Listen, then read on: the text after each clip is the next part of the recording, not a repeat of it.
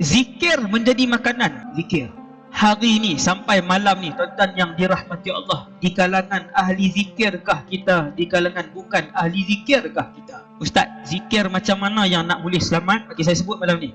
Ni last. Bila Nabi sebut makanan orang beriman, ketika tempoh 400 hari panjangnya, tiada makanan dan minuman, makanan mereka ialah zikir. Dalam satu riwayat lain Nabi sebut seperti makanan para malaikat. Cuma bezanya pada zaman ataupun hari-hari kemunculan Dajjal, apabila orang beriman berzikir, perut rasa berat. Orang kata rasa kejap, rasa terisi, rasa kejap.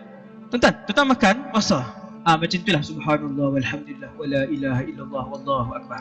Ustaz, macam mana sifat zikir itu? Saya sebut tuan-tuan, zikir yang banyak hanya orang soleh sahaja boleh lakukan.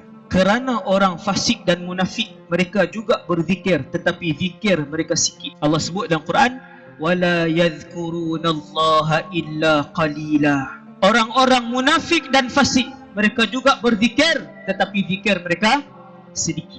Kalau orang beriman, Ustaz, kalau orang beriman sifat zikirnya banyak. Wa yadhkurunallaha bukratan wa asila. Orang beriman, orang soleh, mereka zikir kepada Allah pagi, petang, siang dan malam. Tuan-tuan, sifat zikir orang beriman, zikir mereka banyak.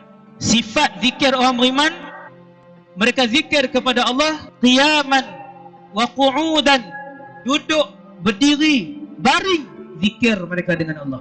Keadaan manusia tiga tu je, tuan-tuan. Baring, duduk, jalan. Baring, duduk, berdiri, berjalan. Manusia. Orang beriman begitu zikir dia. Dan tiap-tiap kali Allah sebut tentang zikir di dalam Al-Quran, Allah Ta'ala akan sebut, tuan-tuan. Ini saya ringkaskan. Setiap kali Allah sebut tentang zikir di dalam Al-Quran, Allah akan sebut wa yadhkurunallaha zikran katsira. Dan apabila mereka berzikir kepada Allah, mereka zikir dengan zikir yang banyak. Kalau takat zikir lepas habis solat 33 yang tu orang munafik membuat. Kerana orang munafik datang solat zuhur, dia datang solat maghrib, dan dia zikir 33 tu. Tapi orang beriman dia tambah. La ilaha illallah sehari 1000, selawat sehari 1000, istighfar sehari 1000. Itu paling kurang. Dan itu insya-Allah bilangan yang banyak. Kata tu tuan. Istighfar sehari 1000, la ilaha illallah sehari 1000, selawat sehari 1000. Insya-Allah itu bilangan untuk orang biasa ni dikira banyak. Untuk orang biasa. No? Adapun orang soleh, zikir mereka tidur dan duduk, tidur dan bangun, siang dan malam. Tak berhenti. Tuan-tuan sembanglah dengan dia waktu bila pun hati dia sentiasa menyebut Allah, Allah. Sampai dia masuk tandas pun dia masih menyebut Allah. Tapi bukan dengan mulut, hati dia. Hati dia menyebut Allah, Allah, Allah, Allah. Dan begitulah ke semua para nabi dan rasul. Tuan-tuan, termasuk nabi yang ditelan oleh ikan besar tu, yang dia duduk dalam perut ikan tu beberapa minggu.